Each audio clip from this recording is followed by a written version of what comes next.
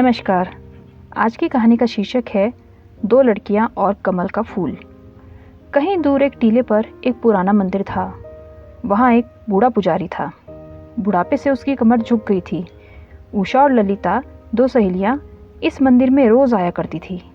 पुजारी से बातें करना उन्हें बड़ा अच्छा लगता था। वे कितनी कितनी देर तक पुजारी को रंग बिरंगे फूलों से मूर्ति सजाते देखती थी। तड़के ही वे दोनों झाड़ियों वाले रास्ते से नाचती कूदती, आंख मिचौली खेलती हुई टीले पर जा चढ़ती। उनका शोर सुनकर फाख्ता चिड़िया नींद से चौंक जाती और उन्नीदे स्वर में कहती, अरे मेरे राम, ये बड़ी चिड़िया कितना शोर मचाती हैं। तभी पूंछ मटकाती हुई कोई गिलहरी उधर आ निकलती और अकड़कर कहती, ये अपने को समझती क्या है, मुझे ये आँख मिचौनी सिखाएंगी। देखो तो इनकी ठिठाई। ऊपर उड़ती हुई फुदकती चिड़िया फुसफुसाती, वाह रे आजकल की छोरियाँ, रंग वैसा ही चुन लिया जैसे मेरे कोट का है, मुझे चिढ़ाना चाहती है। लेकिन पगडंडी के दोनों ओर लगे गुलाबी नीले फूल, जामनी फूल हवा में मस्ती से झूलते हुए बुदबुदाते ललिता और उषा, देखो हम कैसे खिले हुए हैं। तुम चाहो तो तोड़कर हमें मंदिर में मूर्ति के लिए ले जाओ। ललिता और उषा खुशी खुशी पुजारी को देने के लिए फूल तोड़ने लगती। उन्हें फूल तोड़ते देख अगर किसी को अफसोस होता तो वे थी एक दूसरे फूल पर उड़ने वाली तितलियाँ।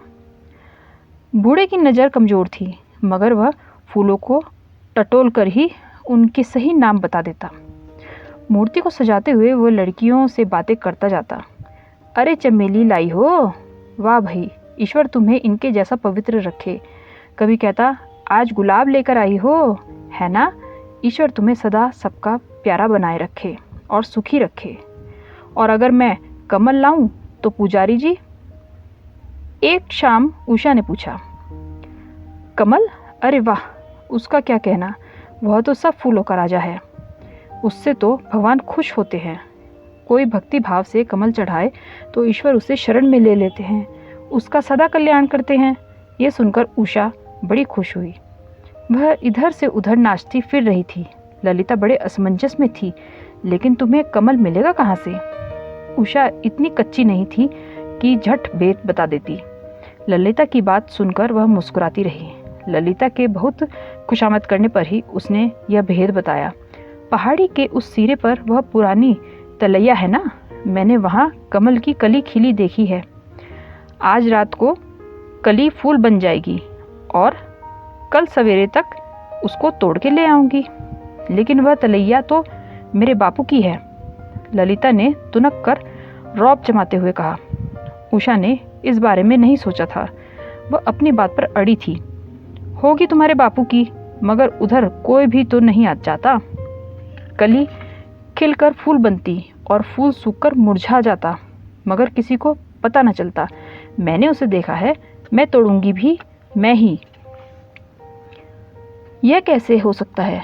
तलिया मेरे बापू की है तो क्या हुआ, होगा क्या, मैं ही कमल तोड़ूंगी। और उस शाम दोनों सहेलियां चुपचाप मुंह फुलाए अपने अपने घर चली गईं। अगले दिन अभी सवेरा होने ही वाला था कि उषा तलैया की ओर निकल गई। दौड़ दौड़कर उसने सारा रास्ता पार किया।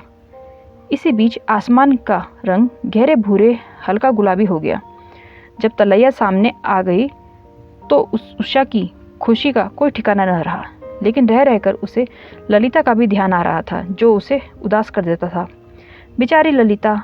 और तभी सूर्य की धुंधली रोशनी में जो उसने देखा, उससे कलेजा धक से रह गया। कोई तलैया में से बाहर निकल रहा था। वह और कोई नहीं, ललिता ही थी। उसके हाथ में कमल का फूल था। उषा एक झाड़ी की ओट में छुप गई। ललिता जल्दी जल्दी पहाड़ी चढ़ रही थी। अपने आंसुओं को रोककर उषा भी उसके पीछे पीछे चलने लगी। बार बार उसके मन में यह ख्याल आ रहा था कि जिसे मैंने सबसे अच्छी सहेली समझा, उसी ने धोखा दिया। ललिता मंदिर में पहुंची, पुजारी के सामने खड़ी थी। पुजारी जी भी तभी झरने से स्नान कर पूजा के लिए आए थे। कौन है? बूढ़े पुजारी ने पूछा। मैं हूँ, कमल लेकर आई हूँ। कमल? अरे वाह, मैं इसे तुम्हारे नाम से मूर्ति पर चढ़ाऊंगा। कौन हो तुम? उषा ना? मुझे ठीक ठीक सुझाई नहीं देता। हमेशा उषा और ललिता में गड़बड़ा जाता हूँ। ललिता चुप रही। उषा जो पीछे छुपी थी ये सब देख रही थी, अपने आंसू रोक नहीं सकी। उषा, तुम हो? पुजारी ने फिर पूछा। इस बार ललिता बोली, हाँ पुजारी जी, यह कमल उषा के नाम से भगवान पर चढ़ा दें।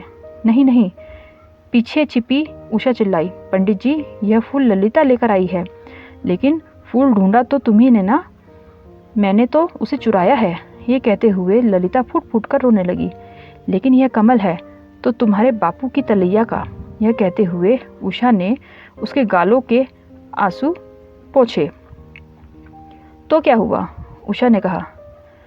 कमल तुम्हारे नाम से ही चढ़ाया जाएगा।